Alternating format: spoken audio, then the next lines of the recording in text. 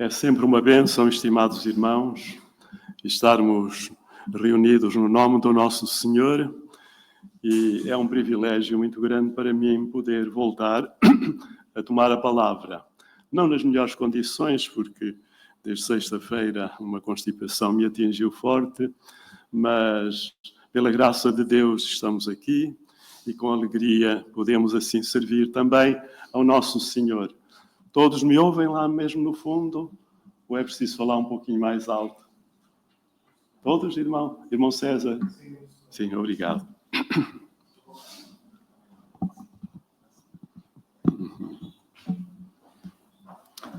Nós vamos abrir a palavra de Deus no primeiro livro da Bíblia, no Gênesis, no capítulo 1. E eu vou pedir a dois irmãos para fazerem a leitura, um, por favor, dos versículos 26 a 31, do capítulo 1, e outro irmão, no capítulo 3, os versículos 1 a 8, por favor.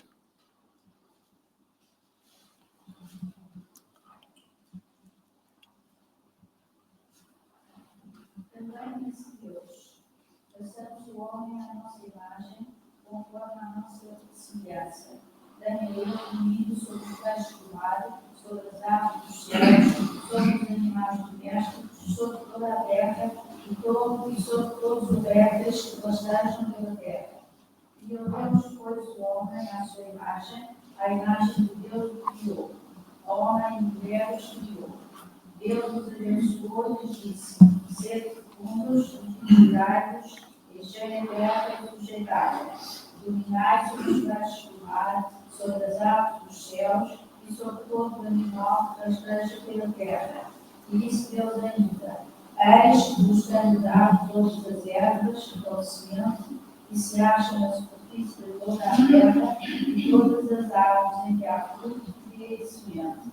Isso vos será para mantimento.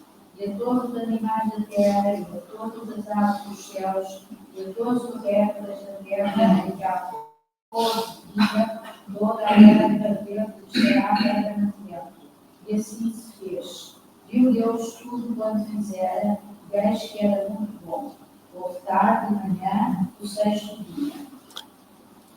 E agora, por favor, no capítulo 3, versículos 1 a 8. Mas a serpente, mais sagaz que todos os animais selváticos que o Senhor Deus tinha feito, disse à mulher: é assim que Deus disse: não comereis de toda a árvore do jardim? Respondeu-lhe a mulher: do fruto das árvores do jardim podemos comer, mas do fruto da árvore que está no meio do jardim, disse Deus, dela não comereis, nem tocareis nele, para que não morrais. Então a serpente disse à mulher: é certo que não morrereis, porque Deus sabe que no dia em que dele comerdes, se vos abrirão os olhos, e como Deus sereis conhecedores do bem e do mal. Vendo a mulher que a árvore era boa para se comer, agradável aos olhos, e árvore desejável para dar entendimento, tomou-lhe do fruto e comeu, e deu também ao marido, e ele comeu. Abriram-se então os olhos de ambos, e percebendo que estavam nus, cozeram folhas de figueira e fizeram cintas para si. Quando ouviram a voz do Senhor Deus, que andava no jardim pela viração do dia, esconderam-se da presença do Senhor Deus, o homem e sua mulher, por entre as árvores do jardim. Muito obrigado. Vamos orar, estimados irmãos. Ó Santo Pai que estás no céu, que bênção é estarmos reunidos em Teu nome neste Teu santo dia, no princípio de um mês, com celebrações de tão alto significado para as nossas vidas. E quando nós pensamos em nosso Senhor Jesus Cristo, logo nos vem à mente os primeiros versículos do Evangelho segundo João. No princípio era o Verbo, e o Verbo estava com Deus, e o Verbo era Deus. Todas as coisas foram feitas por Ele, e sem Ele nada do que foi feito se fez. Damos-te graças, nosso Deus, porque Tu nos providenciaste uma revelação sagrada, que é luz, lâmpada para os nossos pés e luz para o nosso caminho. Agradecemos pelo privilégio de podermos continuar a viver a vida cristã no meio de um mundo tão hostil ao Evangelho, e ajuda-nos a ser verdadeiramente luzes vivas. Agora, Senhor, conduz os nossos pensamentos e abre os nossos corações para a Tua palavra, a fim de compreendermos um pouquinho daquilo que ela tem de tão profundo e tão sagrado para abençoar e sublimar as nossas vidas. É no Teu nome santo e bendito que tudo te pedimos e agradecemos. Amém. De algum modo, estimados irmãos, eu vou seguir de perto as minhas notas, até porque elas são parte do estudo do primeiro capítulo do livro que eu tenho para publicar e que se intitula A Chave Hermenêutica da Escritura. Um livro que, de facto, pois, visa mostrar-nos como é que nós, com maior facilidade, podemos chegar ao texto, recolhê-lo no coração, entendê-lo na maior profundidade possível, naturalmente de acordo com as limitações ou competências de cada um.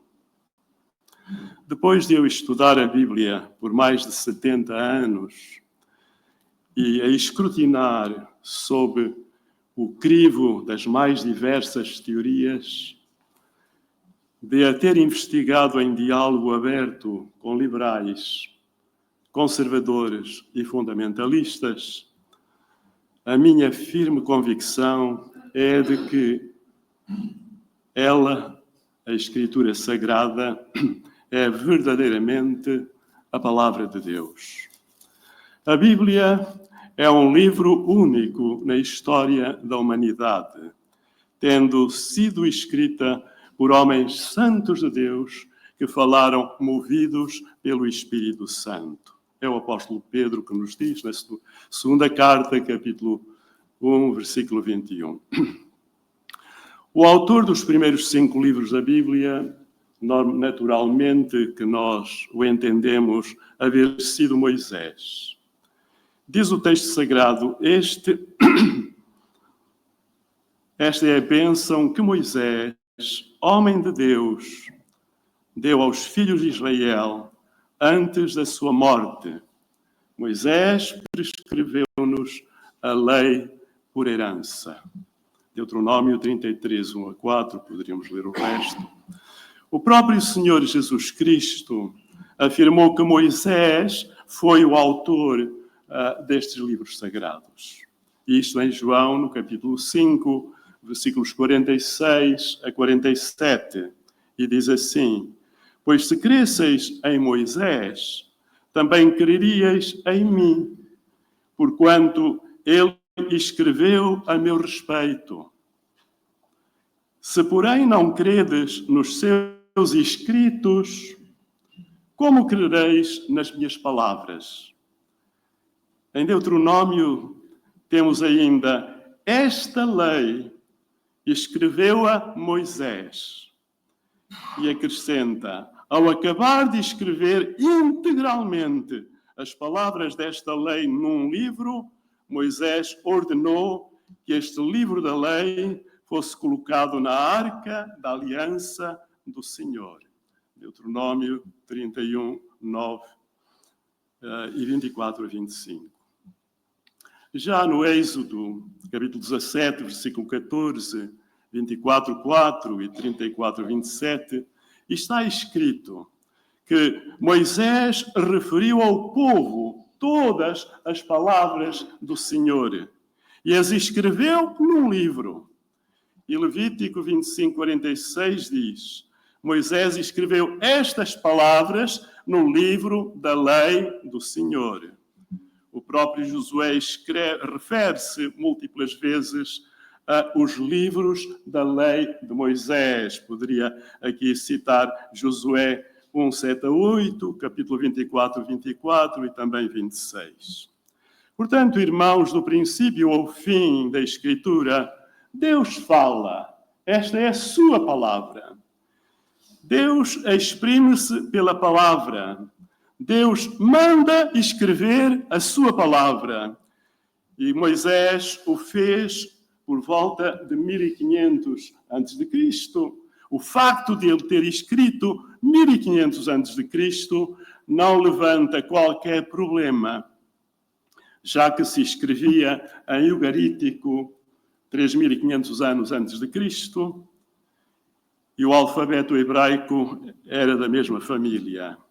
Pois bem, a palavra de Deus começa com esta realidade suprema da narrativa da criação. A narrativa da criação do mundo. E o Evangelho segundo João, ainda há pouco referi em oração, começa com palavras semelhantes em relação ao verbo, à palavra. E a criação do mundo em cada um dos dias foi realizada em resposta à palavra de Deus. Desde o primeiro princípio de todas as coisas. Ora, o padrão da criação, concebido por Deus na eternidade, cumpriu-se no tempo por ele designado, conforme textos que lemos e que poderíamos ter lido desde o primeiro versículo de Gênesis 1 até o último versículo 31. Deus formou primeiro, encheu depois. Fez os céus, a terra seca e as águas. Encheu-os depois com as distintas formas de vida. Começou por separar a luz das trevas e o dia da noite, para separar depois as águas de cima das de baixo. Fez que plantas e animais se reproduzissem, e quanto à sua arte literária, pois quanto a Moisés, ela é inquestionável. Basta lermos o último sermão de Estevão, antes da sua morte como primeiro mártir cristão, em relação a Moisés, que foi criado e educado em toda a ciência e sabedoria dos egípcios, pois que era no Egito que estava centrada toda a ciência e sabedoria do mundo daquele tempo, e por isso aí foi construído o museu e a biblioteca de Alexandria. E Filadélfo, depois iniciou um processo do qual resultou com o convite aos maiores especialistas judeus de Jerusalém para virem traduzir o texto sagrado todo das Santas Escrituras. E o que é curioso, há muitas referências a isso numa carta de Aristeu, que é do século II, III a.C., e em que precisamente diz que 72 homens traduziram as escrituras hebraicas do Velho Testamento para o grego em gabinetes separados e no fim compararam-nas e a tradução era igual em todas. Isto só pode ser obra do Espírito Santo. E nós contemplamos este facto porque, de facto, nós estamos na presença de um livro muito diferente, muito especial. A própria criação foi, pois, uma resposta à palavra de Deus, sem nos deixar margem para supor qualquer tipo de evolução. E o que ele, Deus, estava no fundo a fazer era preparar o mundo terreno para a habitação dos seres humanos. E esse foi, na verdade, o grande passo. Foi Deus quem nos fez. Nós somos obra das suas mãos e não produto de algum acidente cósmico ou de um suposto processo evolutivo. Somos criação de Deus e inteiramente dependentes dele, pois nele vivemos e nos movemos e existimos, porque dele também somos a sua geração. Lemos isto em Atos 17, 28. Fomos, pois, criados à sua imagem, conforme há momentos lemos em 1:26 e seguintes. Criados para exercer domínio sobre toda a terra. Os céus são os céus do Senhor, mas a terra deu a ele aos filhos dos homens. Lemos no Salmo 115, versículo 16. Ora, sobre a obra feita nestes 6 primeiros dias da criação, destacando-se o último pela criação do homem, e a primeira parte do 6º, portanto, o texto sagrado limita-se a dizer que esta sua obra era boa e a abençoou. Mas na segunda parte do 6º dia, pois ele disse que esta sua obra era muito boa.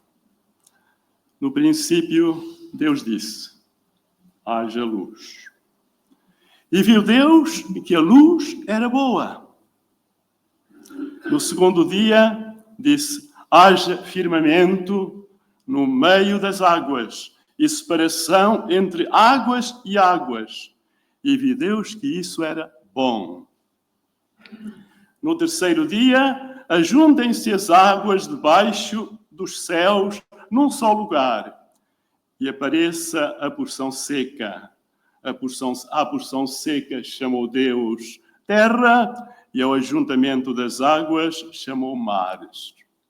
Produz a terra relva, ervas que deem semente, e árvores frutíferas que deem fruto segundo as suas espécies. E viu Deus que isso era bom. No quarto dia, disse: haja luzeiros no firmamento dos céus, para fazerem separação entre dia e a noite, o dia e a noite. E sejam eles para sinais, para fazerem separação entre o dia e a noite, e sejam eles para, sinais de estações e para dias e anos. E viu Deus que isso era bom, sempre a mesma expressão.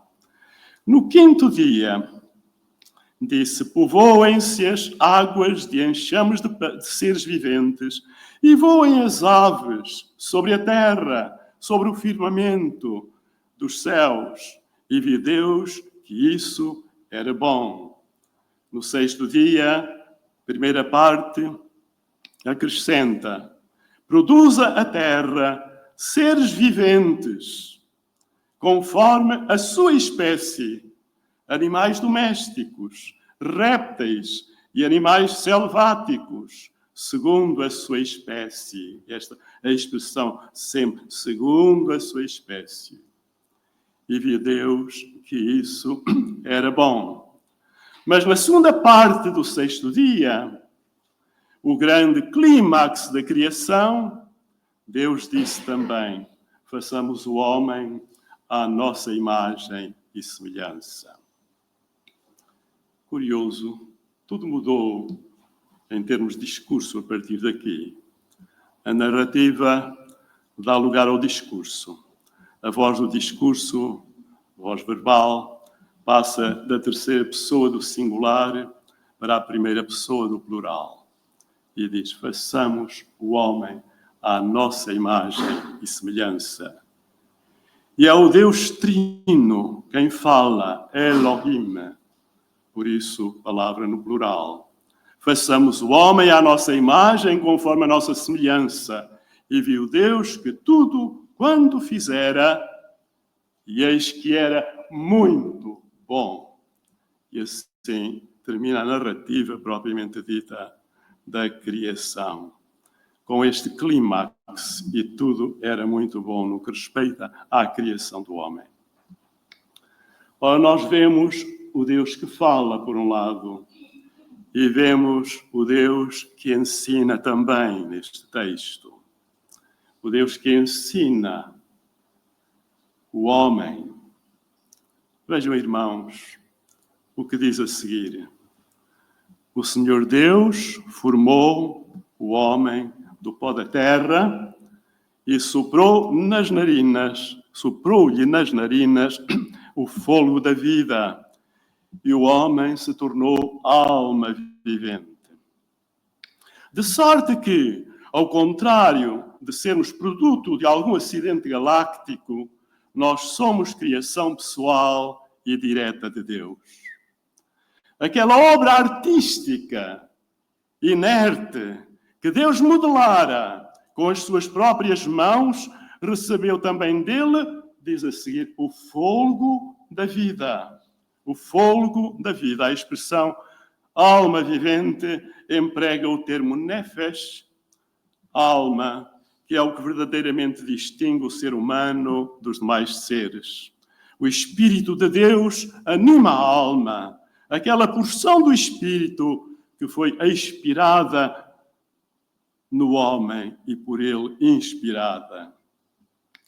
É, pois, momentosa, irmãos, a diferença narrativa ou discursiva entre a criação dos seres materiais, vegetais e animais em geral e a criação especial do próprio homem.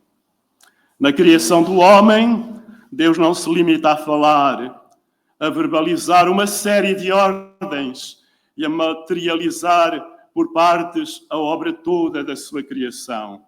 Se na criação do universo, da terra e dos céus e seus habitantes, Deus simplesmente fala, dando ordens e fazendo que as coisas aconteçam.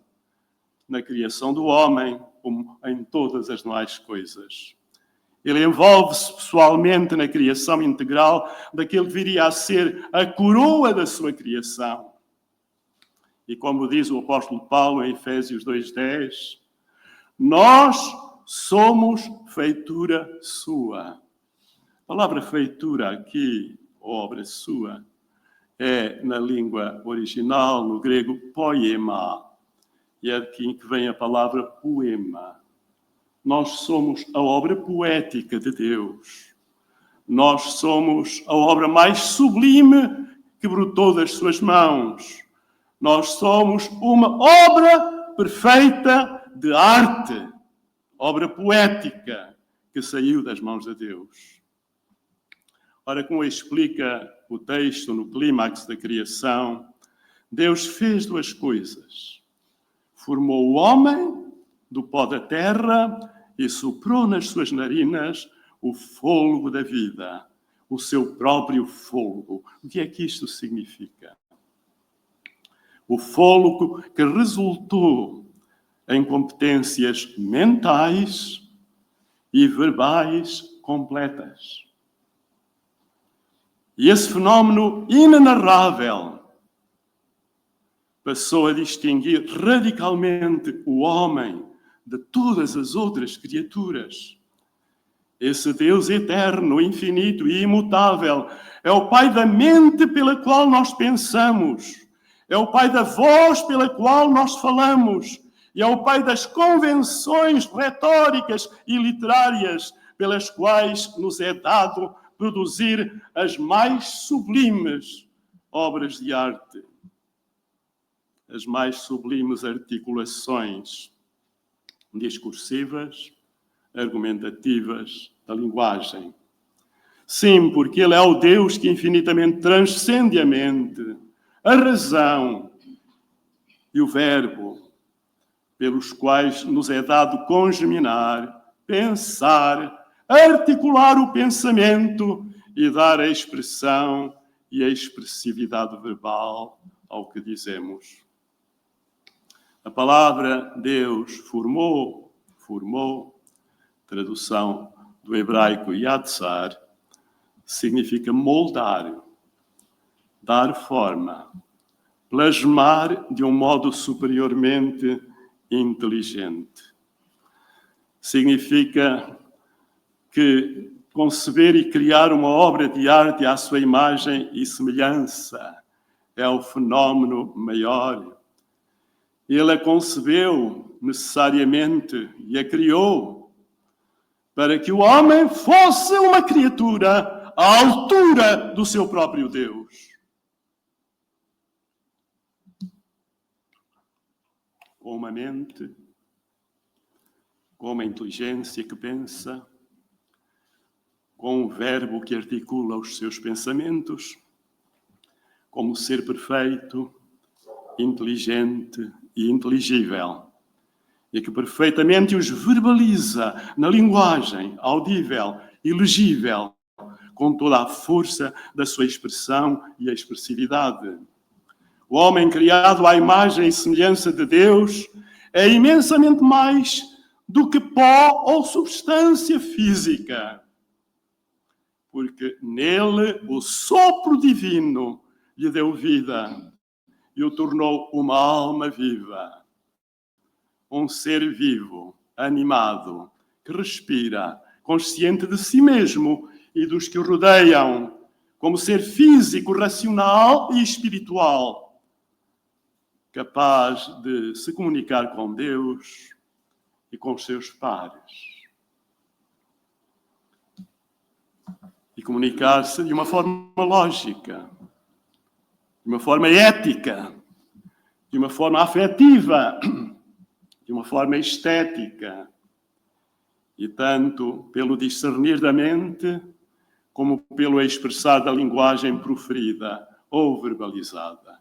É isso que vemos neste texto que há momentos lemos. Além disso, o relato bíblico afirma que Deus falou a Adão primeiro, Gênesis 1, 28 a 30. O que significa que foi Deus que começou também por lhe dar entendimento, tanto para ouvir, como para perceber o que se ouvia. O texto bíblico deixa também entender que foi com Deus que Adão aprendeu a pensar logicamente, a discernir e a expressar verbalmente a linguagem da mente, a ouvir e compreender a voz do Senhor, Yahvé, e com ele falar. Logo a seguir o vemos dar o nome aos animais e às coisas, a esculpir nas palavras que lhes davam o nome toda a verdade e força do seu caráter e essência. Isso nós o lemos também. Portanto, sobrenaturalmente instruído, com uma mente que pensa e uma voz que verbaliza o pensamento, com inteligência lógica, estética, ética e afetiva, o mais natural é pensar que com essas competências Adão recebeu também as da escrita. Isto é, a sua representação tanto para os olhos como para os ouvidos. Ora, se tanto o discurso mental e verbal como o escrito começaram com Adão, e nisso foi ele instruído por Deus, é igualmente óbvio que só de Deus veio a confusão das línguas. Em Babel, por força da corrupção extrema a que os humanos chegaram, Gênesis 6:5. De deterioração e de degradação da sua total depravação, conforme mais adiante vamos ver no capítulo 11. Sim, irmãos e irmãs, foi Deus o Criador e sustentador de tudo. Foi Ele quem ensinou o primeiro homem a ouvir e a falar, a ver e a sentir, a apreender as coisas e a entendê-las, a verbalizar o que recebia e entendia. Foi Deus o educador e mentor didático e pedagógico do primeiro homem, o seu educador e cultor no sentido pleno da palavra. E se de um Deus soberano, providente e sábio, sublime e puro como é o nosso Deus, perfeito e santo, só pode brotar a perfeição, é óbvio que foi este Senhor infinitamente sábio, eterno e imutável, quem formou o primeiro homem na integralidade do seu ser, com competências de linguagem mental e verbalmente perfeitas. Os objetos que Adão ia percebendo emitiam imagens que davam corpo à sua natureza essencial. Imagens e sons que lhe entravam pelos ouvidos e se imprimiam na sua mente para depois serem postos em palavras. Por exemplo, quando Deus interpretou e percebeu a natureza do primeiro cão, Ele recebeu a imagem na sua real essência, esculpiu-a numa palavra e, num momento de compreensão plena, proferiu a palavra cão. Era uma linguagem sem ambiguidades, sem obscuridades, sem aquelas limitações e dificuldades com que o intérprete hoje se debate, porque a língua sofreu os efeitos da depravação do homem desde então há milénios até hoje. O Adão ideal, feito à imagem de Deus, era semelhante ao seu arquétipo divino. Reconhecia-lhe a glória, a grandeza e a majestade. Louvava a sua glória, convivia e conversava com ele. Assim lemos em Gênesis 3:8. Mas cedendo a mulher à tentação da serpente e deixando-se por ela enganar, o seu desejo sofreu uma distorção fatal. O texto bíblico diz claramente: de toda a árvore do jardim comerás livremente. Mas da árvore do conhecimento do bem e do mal não comerás, porque no dia em que dela comeres, certamente morrerás. Capítulo 2, 16 a 17. Por outras palavras, Deus deu-lhe esta ordem: podes comer do fruto de qualquer árvore que está no jardim, exceto de uma. Mas a serpente ardilosamente insinuou, com que então Deus proibiu-vos de comerem do fruto de todas as árvores do jardim. E acrescentou-lhe alguma coisa. E assim, com uma mentira subtil, a serpente ousou induzir Eva em erro e o conseguiu. A serpente mentiu à mulher de uma maneira tão convincente que até a ela pareceu verdade o que ele dizia. E com uma simples ambiguidade sintática, a serpente acabou por gerar uma obscuridade semântica de significado monumental. Daí as palavras do Senhor Jesus quando se referiu ao diabo como o pai da mentira. Vós sois do diabo, que é o vosso pai, e quereis satisfazer-lhe os desejos. Ele é homicida desde o princípio. E jamais se firmou na verdade, porque nele não há verdade. Quando ele profere mentira, fala do que lhe é próprio, porque é mentiroso e pai da mentira. João capítulo 8, versículo 44. Foi essa a primeira grande falsidade que pôs em causa a palavra de Deus. E também o próprio Deus. Pois disse: é certo que não comereis, acrescentou a serpente, porque Deus sabe que no dia em que dele comerdes, se vos abrirão os olhos e, como Deus, sereis conhecedores do bem e do mal. De uma simples insinuação, a serpente passou a uma feroz acusação contra Yahvé. É curioso porque a palavra Yahvé, ou Jeová, é a palavra quase constante nos primeiros 3 capítulos, mas nunca da boca de Satanás. Ele simplesmente diz Deus, como que desprezivelmente diz Deus. E, estimados irmãos, ao dizer foi assim que Deus disse que não comereis de toda a árvore do jardim, a serpente fez com que a mulher acreditasse que Deus estava errado e ela certa. Deus disse que morrereis. E eu digo que não morrereis. É certo que não morrereis. Tremendo é este primeiro ataque à palavra de Deus. Como que a dizer, a palavra de Deus não é passível de ser avaliada. A palavra de Deus pode ser, inclusivamente, questionada e até colocada em causa.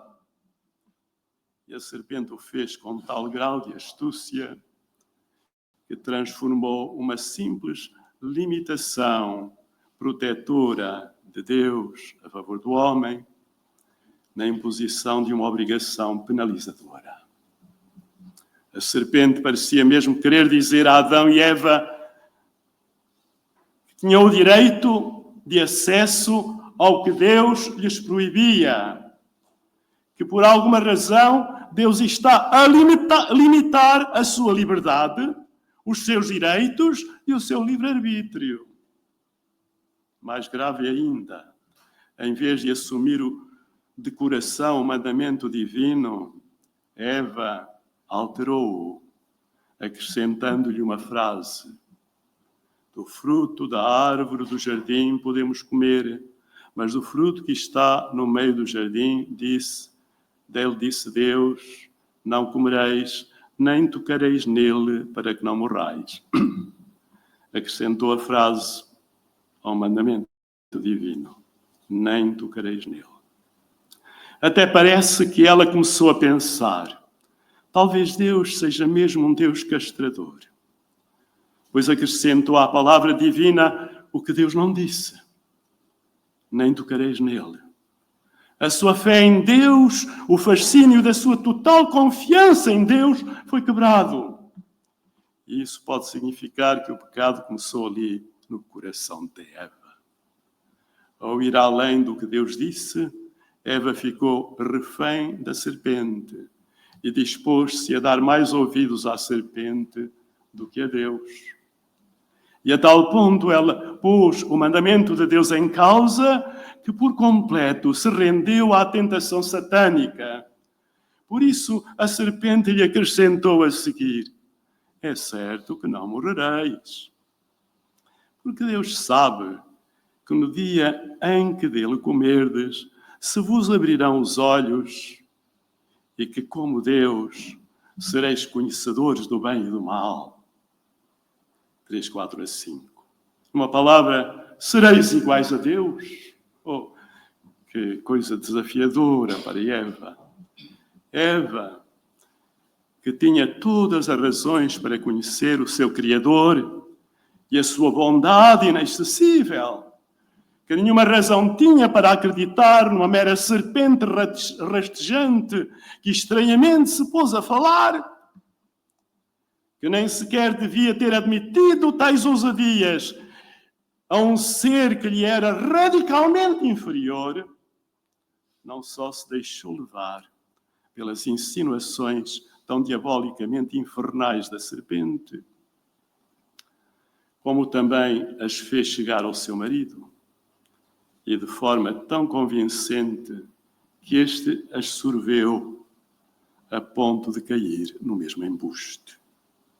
Antes, o Adão criado à semelhança de Deus desejou vencer a diferença que o separava do seu Criador.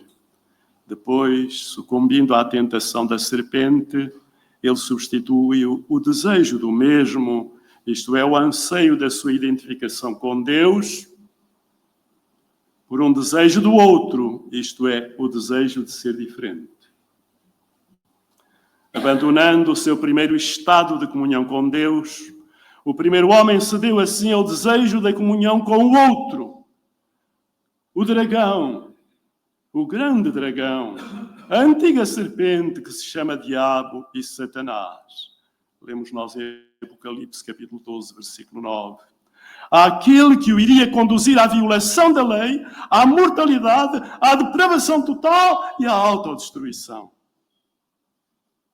O fosso aberto na criação pelo pecado mortal de Adão e Eva foi ainda mais agravado pela sua expulsão do Jardim do Éden, do paraíso de Deus.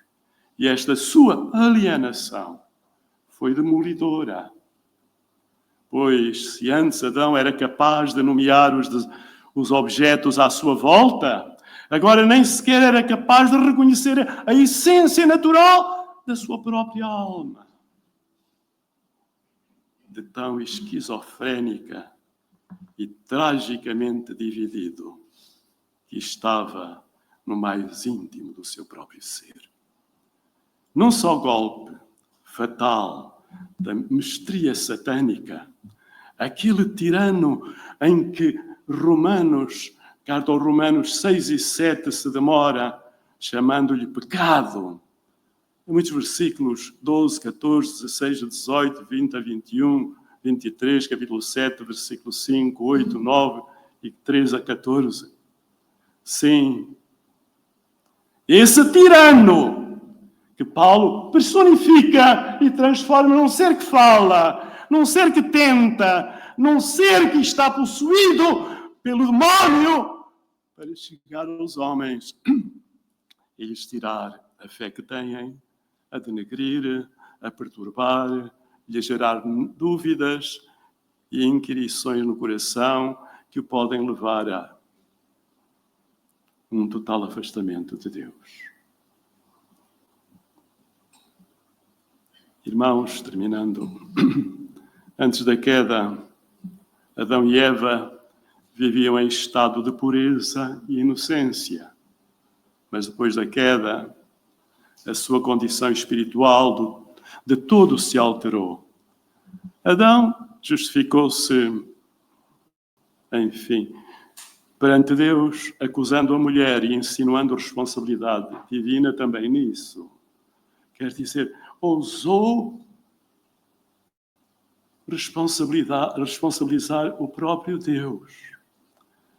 E vejam esta subtileza de palavras que Adão disse. A mulher que tu me deste, eu fui levado também à queda com ela, porque foste tu que me deste. Deu-me do fruto da árvore e eu comi. Que tragédia, irmãos. Foi a partir daí o rumo histórico da humanidade. O seu destino fatal e final. E não fora, mais uma vez, a graça infinita de Deus, Nosso Senhor, e ninguém com justiça jamais se salvaria. A palavra de Deus é a verdade, sagrada em todas as épocas, em todas as circunstâncias, agora como sempre e eternamente. E o meu grande desejo é que nós sejamos unânimes e unidos nela. Que nos conservemos fiéis a ela. Que não entremos pelos mesmos transvios de Eva. Eu acredito mesmo, queridos irmãos, durante perto de 10 anos eu quis algumas vezes falar destes textos e não o conseguia, não me sentia minimamente adequado ainda para o fazer. Mas Deus me tem falado de uma maneira tão clara e tão límpida que eu acredito mesmo que quem não toma a palavra de Deus a sério e a não segue com integridade de coração, dificilmente entrará no reino dos céus. A palavra de Deus é o Evangelho de Jesus Cristo. E é a verdade do Evangelho, nela que está a chave do reino de Deus. E a palavra do Senhor Jesus, em Marcos 14 e 15, diz: arrependei-vos e crede no Evangelho. É muito sério as deambulações humanas que podem levar-nos a pôr dúvidas de toda a ordem. Eu acompanhei e estudei a crítica textual dos textos bíblicos, fiz recensões críticas de algumas obras de escritores sobre crítica textual, tenho os melhores documentos da crítica textual do Novo Testamento e não só. tenho-me dedicado a aprofundar estas verdades até ao limite. E a minha conclusão final é esta. A Santa Palavra de Deus é mesmo a Palavra de Deus. Ela é infalível, ela é suficiente, ela é sem erros. Muitos irmãos ou pessoas podem dizer: bem, passaram de séculos e milénios, depois passaram, Senhor Jesus, nenhum J ou til se me tirar da lei sem que tu seja cumprido. E este era o conceito judaico. E se a partir do Pentateuco, que nas deambulações de Moisés, porventura, durante os últimos 40 anos, ou dos 40 anos do seu ministério, que foram os finais, se escreveu esta palavra santa, se ela permaneceu assim, se as escolas dos profetas e dos escribas as mantiveram impressionantemente rigorosas, se documentos, outros comparados com os do Mar Morto, onde estão livros quase completos, como por exemplo o livro do profeta Isaías, não há nenhuma diferença, nenhuma absolutamente. E se há algumas variantes, e não são poucas, admitamo-lo, nenhuma delas variantes porque o copista ouviu mal, ou porque o copista pôs uma nota ao lado que depois o seguinte introduziu no texto, ou coisas deste género. Mas tirando isso, não há absolutamente nada nas Escrituras que possa ser questionado ou que perturbe as doutrinas fundamentais da nossa fé que ela anuncia. Possa Deus ajudar-nos e abençoar-nos, porque nós estamos agora no limiar da celebração do Verbo Divino, de Jesus Cristo mesmo, daquele que falou e deu ordens e as coisas aconteceram no princípio da criação, daquele que veio como o Verbo de Deus para ser o nosso Salvador e que deu no Calvário a sua vida para salvar a nossa. Amém.